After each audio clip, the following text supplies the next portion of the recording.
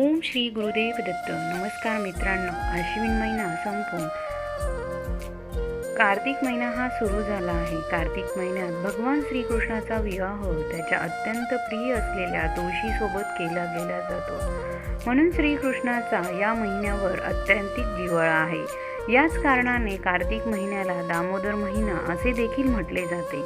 कार्तिक महिना हा अत्यंत पवित्र महिना मानला जातो, कारण या महिन्यात अनेक धार्मिक विधी, सण, उत्सव पार पाडले जातात. उत्तम स्वास्थ्य, कौटुंबिक सुख, वैयक्तिक आणि सामाजिक प्रगती तसेच ईश्वराची कृपा मिळवण्यासाठी कार्तिक महिना हा अतिशय महत्त्वाचा असतो. असे वर्णन स्कंद पुराण, नारद पुराण आणि पद्यपुराणातही केले आहे.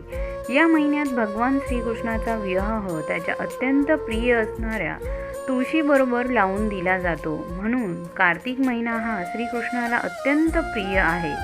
आणि आपण जर कार्तिक महिना श्रीकृष्ण आणि तुळशीची सेवा केली तर आपल्या सर्व मनोकामना पूर्ण होतात. कार्तिक महिना हा श्रीकृष्णाची आणि तुळशीची सेवा करण्यासाठी अत्यंत महत्त्वाचा मानला जातो. तसेच या महिन्यात देव स्वतः पाण्यात असल्यामुळे नदी, गंगा, तीर्थ, कुंड या ठिकाणी सूर्योदयापूर्वी स्नान करण्याला अतिशय महत्त्व आहे. पुराणामध्ये असे सांगितले आहे की कार्तिक मासाचे महत्त्व आता आपण बघूया. भविष्य पुराणातील कथेनुसार भगवान श्रीकृष्णाला कार्तिक महिन्यात राधाची भेट घेण्यासाठी विलंब झाला. त्यामुळे राधा ही कृष्णावर रागवली. वास्तविक काही कारणास्तव यशोदाने श्रीकृष्णांना घराबाहेर जाऊ दिले नाही. त्यामुळे कृष्णाचा काहीच दोष नव्हता, परंतु राधेला ही परिस्थिती माहीत नसल्यामुळे तिने आपल्या मनी वसलेल्या कृष्णाला लतावेलींची दोरी करून रागावून घट्ट बांधून ठेवले. मात्र जेव्हा तिला खरा प्रसंग कळला तेव्हा तिने कृष्णाची क्षमा मागितली आणि त्याला बंधनातून मुक्त केले.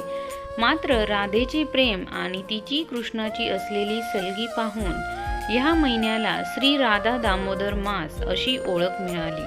पद्यपुराणात असा उल्लेख आहे की सत्यभामाने आपल्या पुनर्जन्मात अजीवन एकादशी व्रत आणि कार्तिक व्रत केल्याने त्याचेच फळ म्हणून श्रीहरी तिला पती स्वरूपात प्राप्त झाले आहे. सत्यभामाने व्रत आणि प्रार्थना करून भगवंताला आपलेसे करून घेतले. तसे आपणही भगवंताला आपले करून घ्यावे ही जाणीव कार्तिक महिना आपल्याला करून देतो. स्कंद पुराणात कार्तिक मासाचे महत्त्व मौखिक प्रचारातून कसे पसरत गेले याची एक सुरस कथा आहे. नारायणांनी ब्रह्मदेवाला, ब्रह्मदेवांनी नारदाला आणि नारदांनी महाराज पृथ्वीला कार्तिक महिन्याचे महत्त्व सांगितले. कार्तिक महिन्यात भगवान विष्णू ची पूजा, प्रातकाळी स्नान, उद्यापन, तुळशी पूजा, दीपदान ही कार्तिक मास व्रताची 5 वैशिष्ट्य आहे. भगवान भागवत कथा, दामोदर स्तोत्र, विष्णू सहस्रनाम यांचे पठण श्रवण या महिन्यात अत्यंत फलदायी असते. नमो नमस्ते तुलसी पापम हरे हरिप्रिये हा मंत्र जर 11 किंवा 21 वेळा बोलल्याने आपल्या सर्व मनोकामना पूर्ण होतात.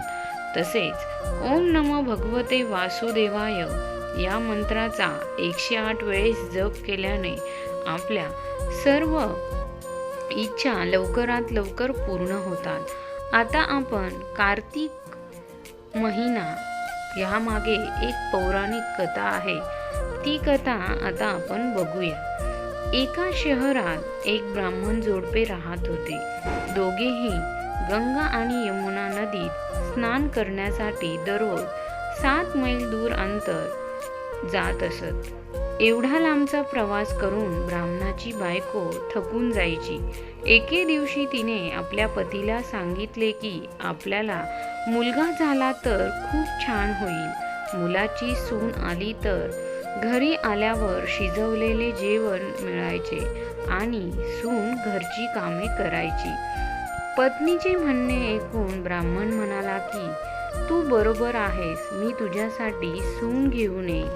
ब्राह्मणाने एका बंडलमध्ये पीठ घालून त्यात काही तुकडे ठेवण्यास सांगितले. ब्राह्मणाच्या सांगण्याप्रमाणे त्याने तो गठ्ठा बांधून त्याला दिला आणि ब्राह्मण गठ्ठा घेऊन निघून गेला. ब्राह्मण प्रवासात यमुनेच्या तीरावर अतिशय सुंदर मुली दिसल्या. वाळूत घर बांधून ती खेळत होती. एका मुलीने सांगितले की मी माझे घर उद्ध्वस्त करणार नाही, मला हे घर जगायचे आहे. मुलीचे म्हणणे ऐकून ब्राह्मण मनात विचार करू लागला की ही मुलगी आपल्यासाठी सून म्हणून योग्य आहे. मुलगी निघू लागली तेव्हा ब्राह्मणही तिच्या मागे तिच्या घरी गेला.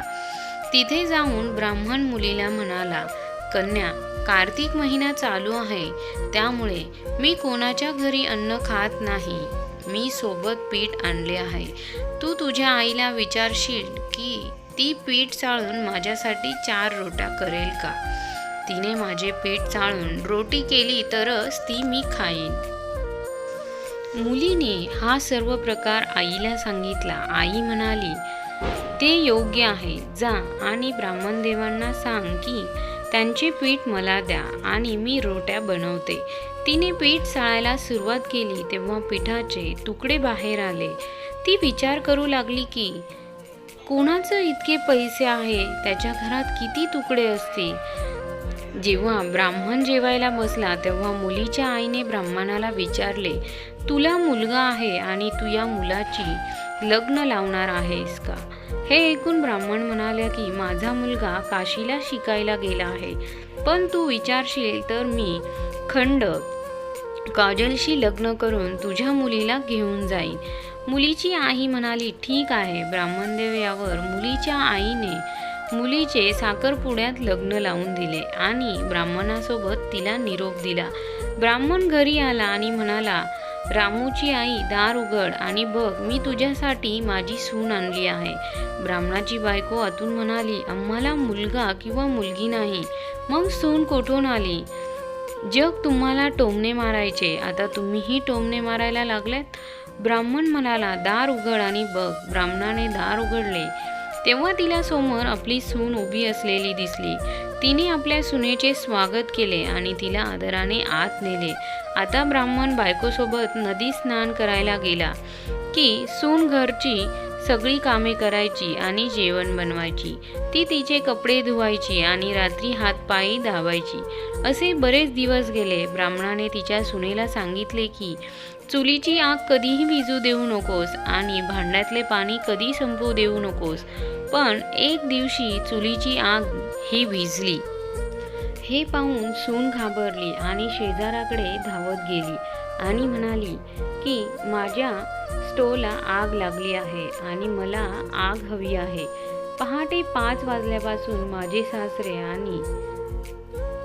सासरे गेले आहे. तो थकून घरी येईल म्हणून मला त्यांच्यासाठी जेवण बनवावे लागेल. हे ऐकून शेजारी म्हणाला, तू वेडा आहेस. हे दोघे मिळून तुला वेडे करत आहे.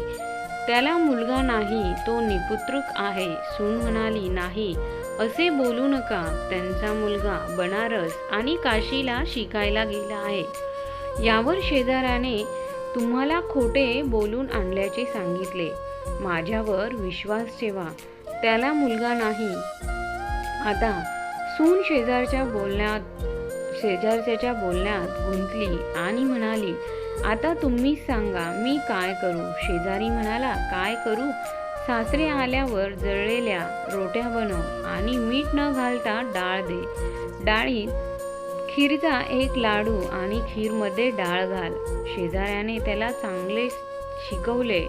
त्यानंतर सासू सासरे घरी आल्यावर तिने त्यांचा आदर केला ना कपडे धुतले. तिने सासू आणि सासऱ्यांना जेवण दिले तेव्हा सासूने विचारले, सून, आज या रोट्या जळाल्या का आहेत आणि डाळीतही भिजल्या आहेत? मग सून वळली आणि म्हणाली की जर तू एक दिवस असे अन्न खाल्ले तर तुला काहीही होणार नाही. सासू सासरे यांना शिवीगाळ केल्यानंतर ती पुन्हा शेजाऱ्याकडे गेली आणि पुढे काय करायचे अशी विचारणा केली. शेजारी म्हणाला, आता तुम्ही 7ही खोल्यांच्या चाव्या मागा. दुसऱ्या दिवशी मी जेव्हाही अंघोळीला जायचं तेव्हा माझ्या सुनेने 7ही खोल्यांच्या चाव्या हव्यात असा आग्रह धरला. तेव्हा सासऱ्यांनी त्याला चावी द्या असे सांगितले. त्यानंतर सासूने सुनेला चाव्या दिल्या. सासू सासरे गेल्यानंतर सुनेने दार उघडले तेव्हा तिला दिसले की काही अन्नाने भरलेले होते, काही पैशांनी भरलेले होते आणि काही भांडी कपाटात पडली होती. जेव्हा त्यांनी वरची 7वी खोली उघडली तेव्हा त्यांनी पाहिले की शिवजी, पार्वती माता, गणेशजी, लक्ष्मी माता, पीपल, पाटवारी, कार्तिकीचा ठाकूर, राय दामोदर, तुळशीचा बेडवा, गंगा यमुना आणि 33 कोटी देवी देवता उपस्थित होते. तिथे एक मुलगा चंदनाच्या व्यासपीठावर बसून जपमाळ म्हणत आहे. हे सर्व पाहून त्याने त्या मुलाला विचारले, तू कोण आहेस? तेव्हा मुलगा म्हणाला, मी तुझा नवरा आहे. आता दार बंद कर. माझे आई वडील आल्यावर दार उघड. हे सर्व पाहून सून खूप खुश झाली आणि मेकअप करून सुंदर कपडे घालून सासू सासऱ्यांची वाट पाहू लागली. सासू आणि सासरे यांच्यासाठी त्यांनी चांगले पदार्थ देखील बनवले. घरात सासू आणि सासरे आल्यावर तिने त्यांचा सन्मान करून त्यांना प्रेमाने जेवू घातले आणि हात पाय दाबायला सुरुवात केली. तिचे पाय दाबताना सून म्हणाली, आई, तू गंगा यमुनेत स्नान करायला एवढ्या लांब जाते. कंटाळा आला म्हणून घरी आंघोळ का करत नाही? हे ऐकून सासू म्हणू लागली की बेटी, गंगा यमुना घरात वाहत नाही.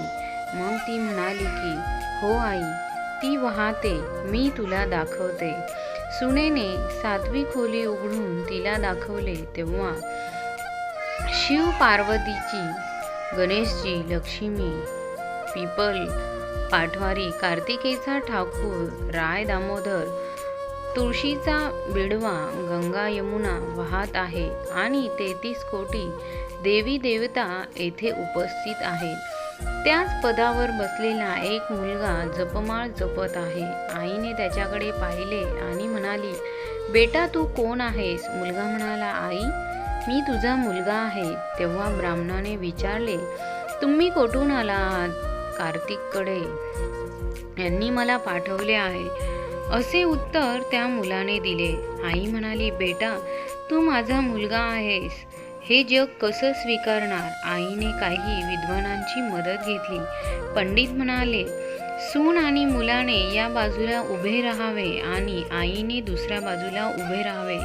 जर आईने चांबड्याची अंगठी घातली असेल आणि तिच्या स्तनातून दुधाची धारा निघाली असेल, मुलाची दाढी आणि मिशा ओल्या असतील आणि वारा आणि पाणी एकत्र बांधले गेले असेल, तर आपण विश्वास ठेवू की तो या आईचा मुलगा आहे.